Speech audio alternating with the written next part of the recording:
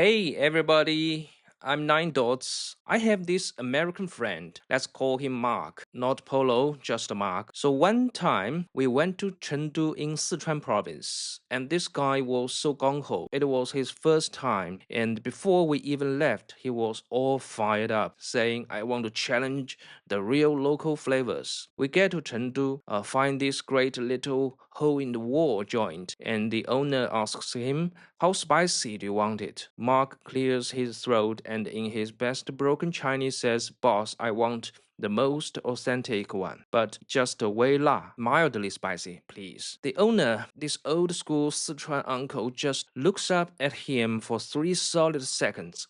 His eyes are like 30% pity, 70% confusion. He just quietly writes it down. Well, the Gongbao Jiding arrives. Mark, with the Coke in his hand, takes 3 bites. The tears, they just gushed out. He's chugging his Coke, wiping his eyes, and he asks me, Nine Dots, buddy, do you guys in China have some fundamental misunderstanding of the word mild? My tongue is about to pack its bags and leave home. It's so common, really. Or you get the other kind of friend. They go to a super fancy, high end Chinese restaurant. They spend half an hour flipping through the menu. You know, the ones as thick as an encyclopedia.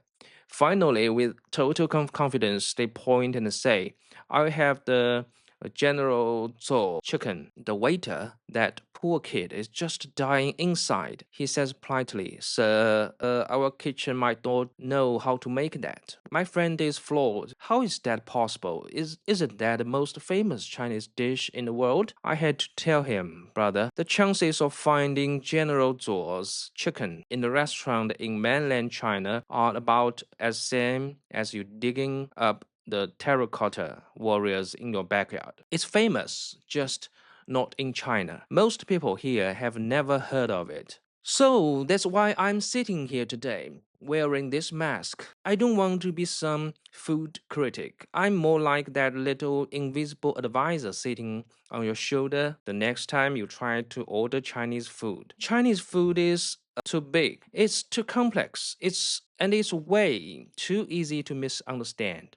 If you watch this video to the end, I promise the next time you walk into any Chinese restaurant, no matter if the menu is in Chinese, English, or Martian, you will be able to order a meal that's at least an 8 or 9 out of 10. You'll order in a way that makes the owner think, wow, this foreigner, they know their stuff. We are not going to talk about complicated culinary theory. We're not gonna get all academic. We are just going to talk stories, talk food, talk about all my foreign friends who have been damaged by Chinese food and then healed by it.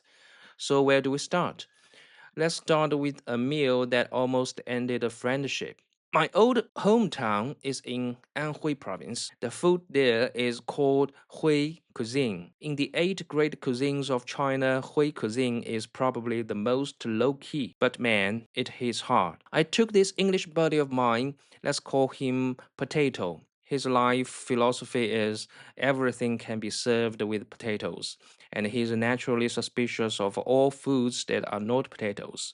I tell him, Potato, tonight I'm taking you to eat something with depth. He's all excited. We get to the restaurant, I open the menu, point to the first item, and say, Boss, one signature 臭鳜鱼. Chou, the English translation, stinky. The smile on Potato's face just froze. Nine Dots, are you serious? We're paying good money to eat stinky food. Why? I told him, hold on, hold on. Don't ask why yet. You gotta trust me. The dish arrived. And look, I'll be honest. The aroma, how do I describe it?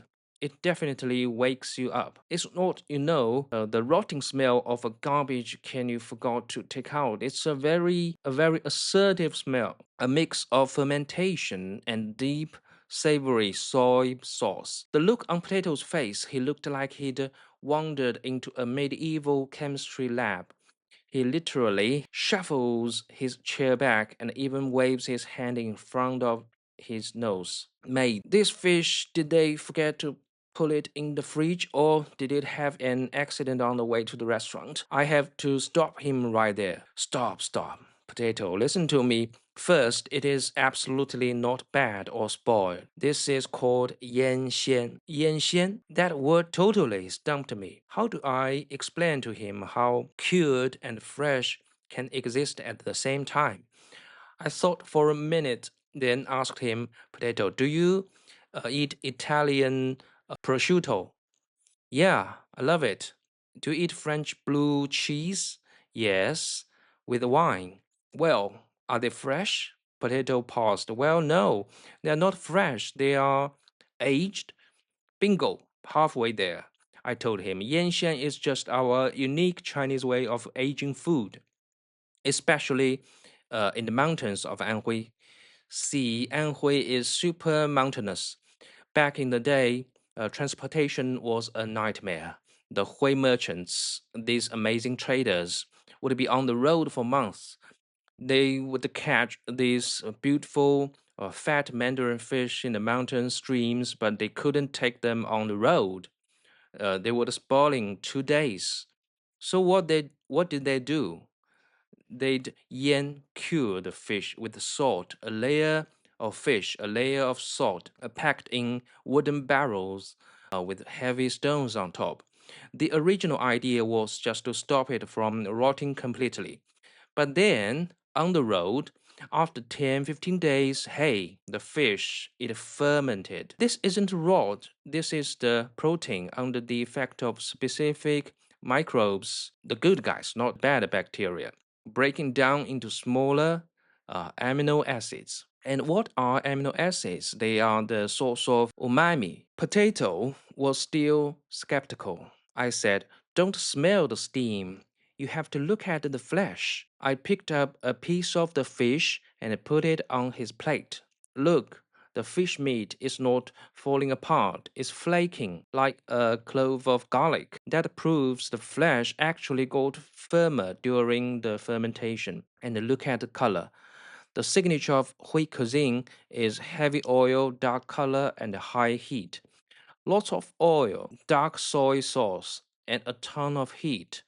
See that thick reddish brown sauce? That's to enhance the flavor of the fermented fish. Now you have to take this piece, dab it right in that thick sauce, and then immediately chase it with a big bite of plain white rice. Potato with his eyes closed, looking like he was facing a firing squad, tried the tiniest bite. 1 second, 2 seconds. He opened his eyes. Wow, he didn't say anything. He just went for a second, a big piece, dabbed it in the sauce, ate it with the rice. Potato, you still with us? He looked up at me. 9 dots. The fish is firm, and in my mouth, it's not stinky at all. It's all fragrance. This flavor I can't describe. Yes, I snapped my fingers.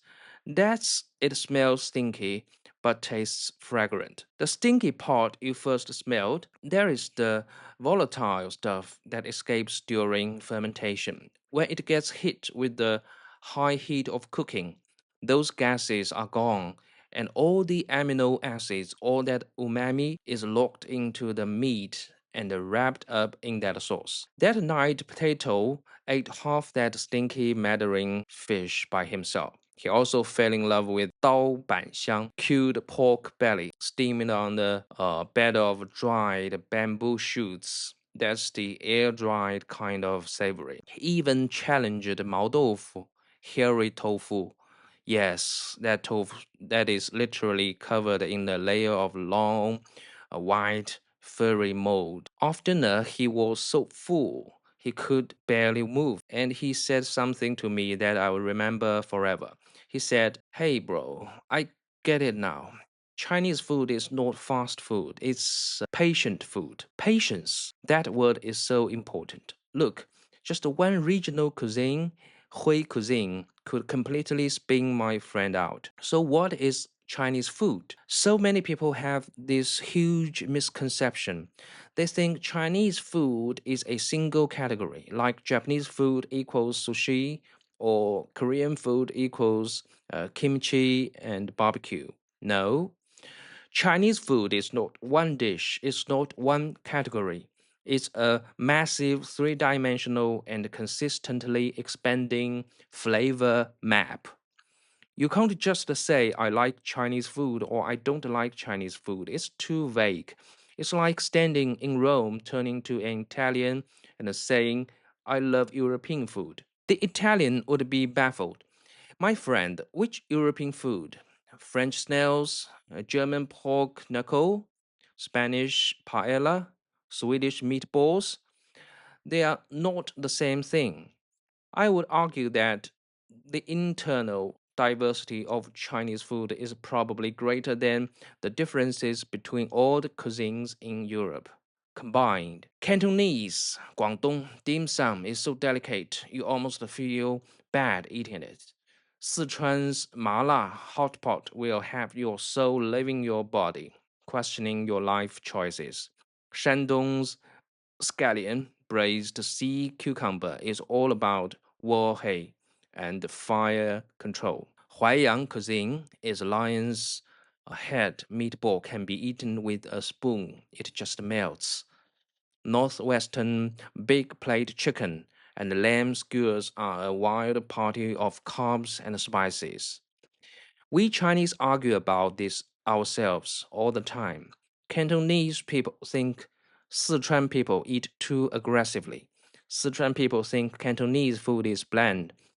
Northerners think Southerners' portion sizes are tiny. Southerners think Northerners' cooking is coarse. The eight great cuisines we always talk about: Shandong, 鲁菜; Sichuan, 川菜; Cantonese, 粤菜; Jiangsu, 淮扬菜; Fujian, 闽菜; Zhejiang, 浙菜; Hunan, 湘菜; and Anhui, 徽菜. That's just a traditional, very rough way to divide it. In reality, every province, every city, every country, every town has a completely different taste of profile. So, this leads to the ultimate question. The question I've been asked a million times. Nine dots. What is authentic 正宗? Is that Sichuan restaurant in New York authentic? Is that a Cantonese place in London's Chinatown the real deal?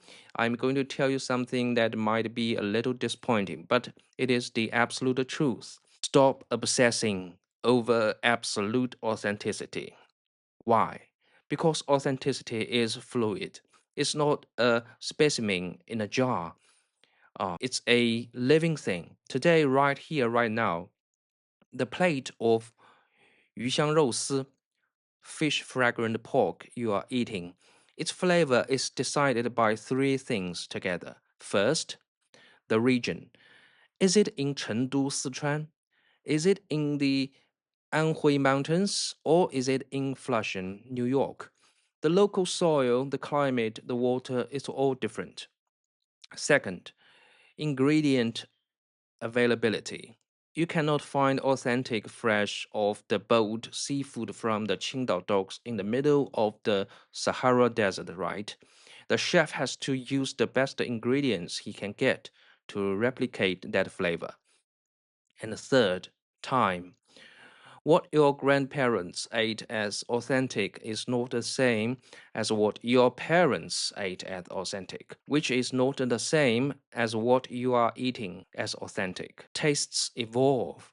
So the next time you judge a restaurant, don't ask, is it authentic? What you should really be asking is it delicious? Is it popular right here, right now? Has it created its own unique character? The first step to understanding Chinese food is to give up this one size fits all worship of authenticity and learn to respect the local differences. Okay, enough theory. Let's go back to that flavor map. We are going to open a teleporter I'm going to use a few quick stories to airdrop you into some of the most different flavor zones. You'll see immediately how different they are. Stop 1. Sichuan Chongqing, the symphony of numbing and hot. Let's go to the hottest one first. One time I was watching a soccer game with some buddies. Our team lost. We were all depressed. It was late at night and we were cold and hungry. I said, let's go, hot pot. We get to the restaurant. They bring out that boiling pot of red, chili laden beef tallow. The moment it starts to bubble and that intense fragrance of Sichuan pepper and beef oil hits the air. Everyone's eyes just lit up. We ordered the Maodu, beef tripe, Huanghou, beef aorta, and Yachang, duck intestine. 7 up, 8 down. The 8-second rule for tripe. A quick dip in the sesame oil and the garlic sauce. That first bite, wow, it was a feeling of rebirth. My friend, we had just gone through a breakup. Not Mark, a different one, said right then and there, man, who cares about losing a game? There is nothing a hot pot can't solve. That's the magic of Sichuan Chongqing hot pot. It's not just hot, la. It's a compound flavor profile. Friends, remember this. The soul of Sichuan food, besides la, hot, spicy, is another word that is even more important, ma, numbing. La comes from the chili pepper. It's a direct attack, it's a pain sensation. Ma comes from the Sichuan peppercorn. It's not pain. It's a tiny buzzing electric current that dances on your tongue. It opens up your pores. It amplifies your sense of taste. When ma and la come together, that is ma la. That is the essence of Sichuan cuisine. So, pro tip number 1. If you are in a real Sichuan restaurant, especially a hot pot place, first, about the spice level. Please remember my friend Mark. The Wei La mildly spicy might be your extra hot at home. If you are a beginner, you must ask for Mian La, no spicy, or Wei La, super duper mildly spicy, and get an extra can of sesame oil. That sesame oil dipping sauce is not for flavor, it's to cut the spice and cool it down. Second, the dipping sauce. Don't be shy, go nuts, go DIY. Half the fun of a Sichuan hot pot is the pot. The other half is that the little bowl in front of you. There is no wrong answer. Add crushed peanuts, add oyster sauce, add cilantro, whatever makes you happy. Stop 2. Guangdong, Chaoshan, the solo performance of the ingredient. Okay, we're out of the fiery Sichuan basin. We are transporting to the southeastern coast, Guangdong and Chaoshan. If Sichuan food is a symphony of flavor where all the notes hit you at once, then Cantonese, Hui Cuisine is a solo performance by the ingredient. It makes you listen to the true original flavor of each thing. The key words: clear but not bland, fresh but not greasy. I remember this one time. I was in Guangzhou. It was 1 a.m. I just had gotten off a plane. My friend insists on dragging me out for beef hot pot. I said, dude, I just flew in from Chengdu. You are taking me for more hot pot? He said, this is different. This is completely different. We get to the place. I look at the broth and I'm stunned. It's a pot of clear soup. Literally, qingtang, a few pieces of white radish and corn floating in it. I'm thinking this is gonna have flavor. And then the main event, a chef right next to your table. Shwa, slicing beef that just arrived. That's still practically twitching. The menu doesn't have frozen fatty beef rolls. The menu has 吊龙 hanging tender, 翅饼 shoulder claw, 五指 五花指 shin, 雪花 snowflake, 三华指. It's all these different cuts of the cow. My friend tells me this 五花指 shin, you swish it for 8 seconds. 1 second more, and it's ruined. I pick up a slice in the clear broth. 1, 2, 3, 8. Pull it out, dip it in a tiny bit of sha cha sauce, sha cha jiang. Put it in my mouth. Oh my god. I have never in my life tasted beef that was so sweet. Not sugar sweet. It was the beef's own natural milky sweet flavor. This is the philosophy of Cantonese and the Chaoshan food. The honesty of the ingredients visible to the eye. They will spend an entire day just to make one good pot of soup stock. They will go to the docks at 3 a.m. just to get the freshest fish. Why? Because they want to steam it. Steaming is the ultimate test of an ingredient. If that fish isn't 100% fresh, the moment you steam it, every single flaw is exposed. So, pro tip Cantonese edition: if you are in a Cantonese restaurant, especially overseas, and you want to know if the kitchen has its fundamentals down, don't order the sweet and the sour pork. You order one steamed fish, 清蒸鱼, or you order one simple beef 抽饭, 干炒牛河. If that fish, the meat is dead, not bouncy, if that 抽饭 is broken, greasy, and all clumped together, don't go back. This kitchen's fundamentals are not good. Oh, and dim sum, those steaming little carts, the aunties yelling ha go, shrimp dumplings, siu mai, pork dumplings. Just remember, that's not breakfast. That's the Cantonese weekend social scene. Stop 3. Shandong, Jiaodong, Sea Breeze, and Wohei, Guoqi. Let's head north. We are at the lower reaches of the Yellow River, Shandong, Lu Cuisine. This is the head of the 8 great cuisines. Why the head? Because it's very academic. It influences all of northern Chinese imperial court cuisine, like Beijing roast duck. Its roots are in Lu cuisine and the cooking techniques. The style of Lu cuisine, 2 words: sea breeze, because it's on the coast, and Wohei, Guoqi, Guohei. This is another one that's almost impossible to translate. It's not smoky. When the ingredients in that round bottom super high temperature iron wok are rapidly violently tossed, we call it 爆炒. In those few seconds, the Maillard reaction and the caramelization happen at the same time. It creates this unique charred, fragrant but not burnt breath of the wok. The first time I had a scallion braised sea cucumber in the Jiaodong Peninsula, I was blown away. Sea cucumber, that thing, let's be honest, it has no flavor on its own. The texture is just bouncy, like a gel. But a Lu cuisine chef can use the simplest ingredients, scallions and soy sauce, and through fire control, can force all fragrance of the scallions deep inside the sea cucumber. That dish comes out. It's glossy, dark red, and the scallion aroma is incredible. The sea cucumber is soft, bouncy, and your whole mouth is just full of that deep, savory onion flavor. Lu cuisine is about umami salty.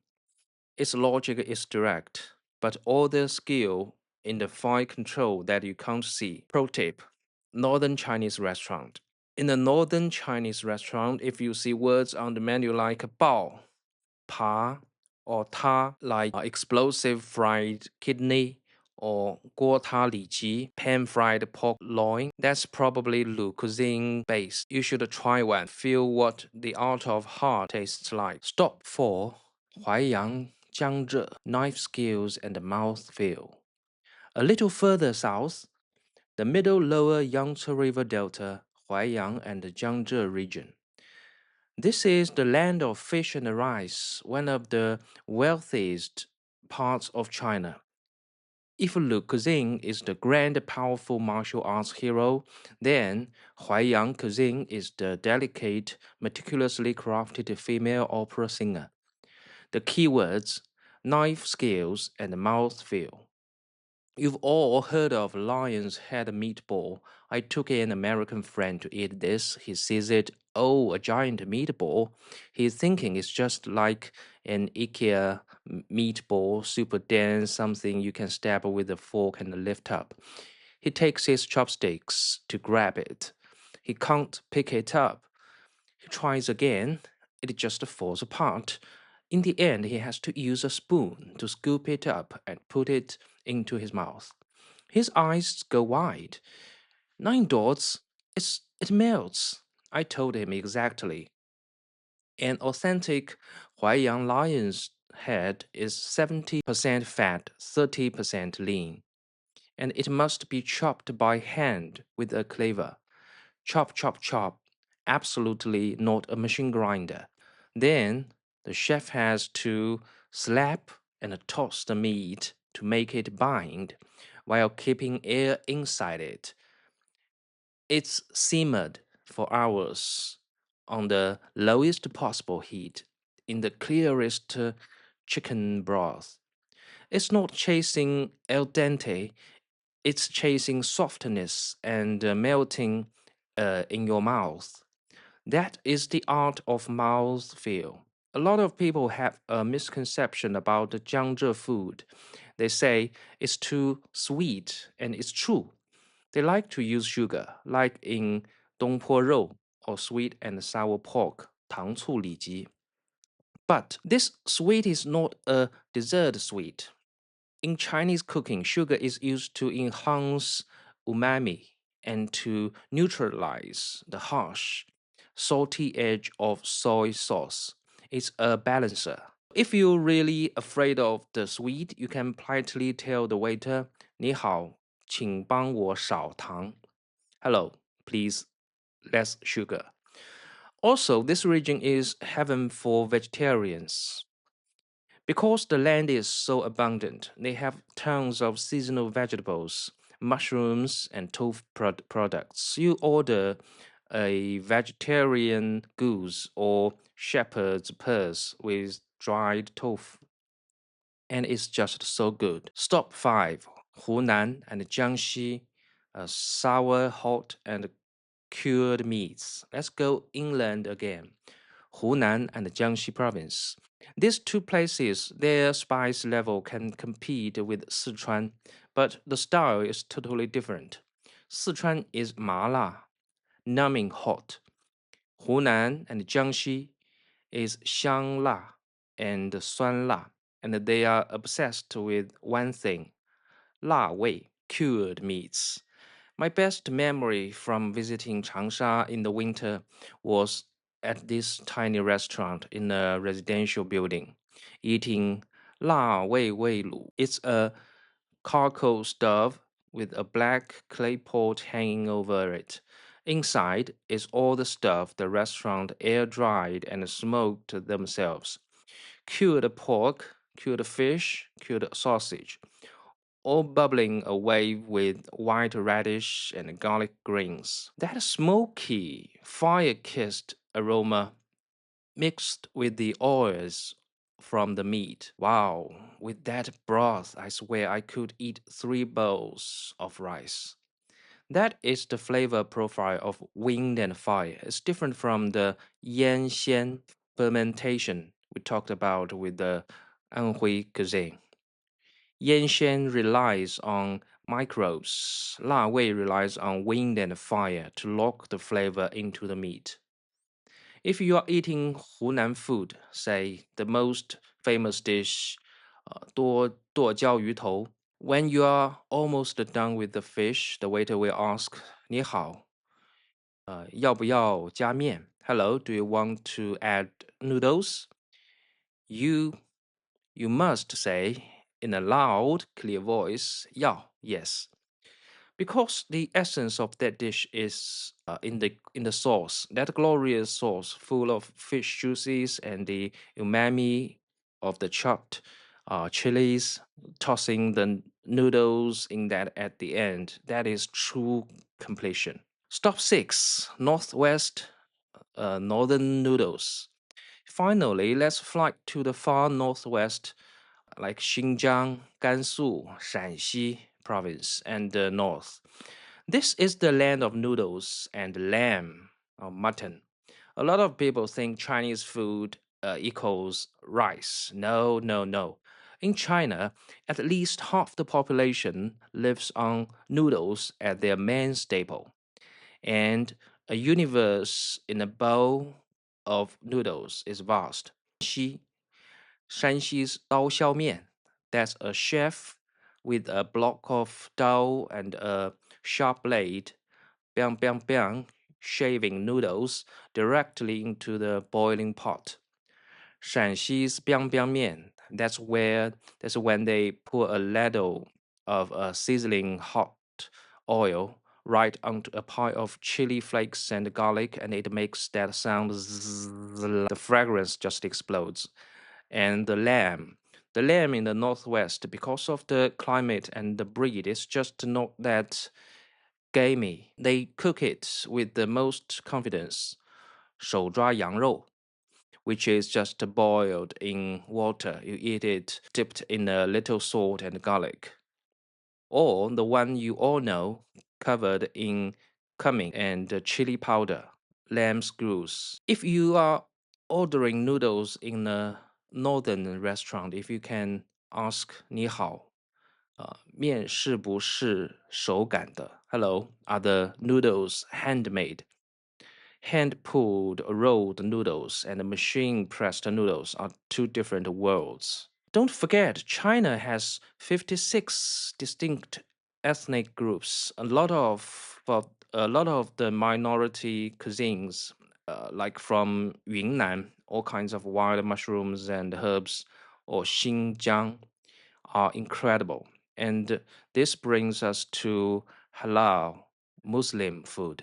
This is a piece of a very, very important social wisdom. If your friend is Muslim, or if you go to a restaurant with the green halal sign on the door, you do not ever order pork or any alcoholic beverages.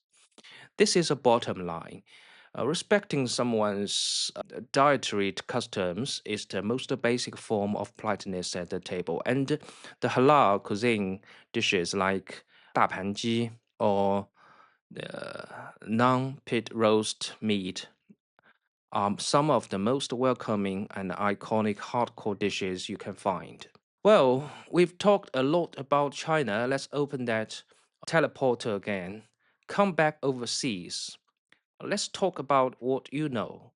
General Tso's chicken, fortune cookies, and all the chow mein on your menu. The first time I had General Tso's chicken in America, I was baffled too. This stuff is sweet, it's sour, it's deep fried. It's covered in this thick, gloopy sauce. Who was General Zongtang? He was a very famous general in the late Qing dynasty. He's a national hero. He reclaimed the Ili region from Russia. But did he know he invented this dish? It took me a long time to understand. These dishes, they are not fake Chinese food. They are immigrant food. They are what the first generation of Chinese immigrants, 100 plus years ago, invented to survive in a new country, to adapt to the local tastes, the local ingredients, and the local preferences. Americans at the time loved the sweet and sour. They loved the deep fried. So, okay, we'll make that. Fortune cookies? Those were actually invented in Japan. But a smart Chinese American businessman brought them into Chinese restaurants because they seemed oriental, mysterious, and the customers loved them. This includes the British takeaway Chinese food, a box of fried rice that has to come with a side of curry sauce. This includes Indian Chinese food. They are all the result of localization. Their existence is a piece of immigration history. You can't call it inauthentic. You can only say it's not what it is written in mainland China today. And honestly, I've had a lot of pleasant surprises eating overseas. I was in this one tiny Sichuan place in London. The first page of the menu was all General Tso's chicken, sweet and sour chicken balls, but I flipped to the very last page and I saw 水煮牛肉, water boiled beef. I took a risk and ordered it. Wow, the ma numbing from the Sichuan pepper was spot on. I chatted with the owner. He said they walked on two legs. One leg serves the local crowd, the other leg serves the Chinese students and the in the know foreigners a taste of home. So, first stop ordering just the stuff you know. Don't go into a Chinese restaurant and just look for sweet and sour pork. You must look at the wall. Is there a seasonal recommendations written in Chinese? Or the key, just ask the owner, 你好, what is your 招牌菜, signature dish? Not for tourists. What's the dish that you guys love to eat? Second, look at the clientele. This is the golden rule. If you walk into a Chinese restaurant and it is full of Chinese faces, and they are all talking loudly, drinking and arguing in Chinese, congratulations. The chances of you hitting a landmine in the place are very, very low. Speaking of hitting a landmine, let's talk about how to pair dishes. This is more important than what you order. I told you about my other English friend, not potato. This one's Tom. I took him for Hunan food. He gets all excited, grabs the menu, starts pointing at the pictures. $9. This one. Explosive kidney looks so spicy. Ooh, this one. Dry pot intense intestine. I want that. Wow, this. Chili diced chicken. 辣子鸡丁. It's all chilies. I look at the order, I'm horrified. Three dishes, all fiery hot, all deep fried, or explosive fried, and all awful. The food arrives. Tom takes the first bite of the explosive kidney. Wow, amazing. He takes the second bite of the dry pod intestine. Still really good. He takes the third bite of the chili chicken. Mate, I need ice water now. His entire mouth went on strike. Flavor fatigue, complete shutdown. This is the biggest sin of ordering Chinese food. Flavor profile collision. Ordering in a Chinese restaurant is not like Western food. It's not you order your steak, I order my pasta. It's teamwork. A table of food must have balance. Later, I taught Tom how to order. You need one spicy, one umami or fresh, and one clean palate. For example, you ordered that 水煮牛肉 is spicy. You must pair it with a 清炒时蔬, a stir-fried seasonal vegetable like bok choy. That's your clean palate. It's to cut the spice and cool you down. And then you add one more dish that's not spicy but has a flavor like crab roll tofu, 蟹黄豆腐, or 锅汤里脊. That way, you take a bite of the spicy, whoa, what a rush. Then you take a bite of the clean vegetable, you neutralize. Then you take a bite of that savory, delicious tofu. You can eat longer, you can eat happier. The rhythm of ordering is important too.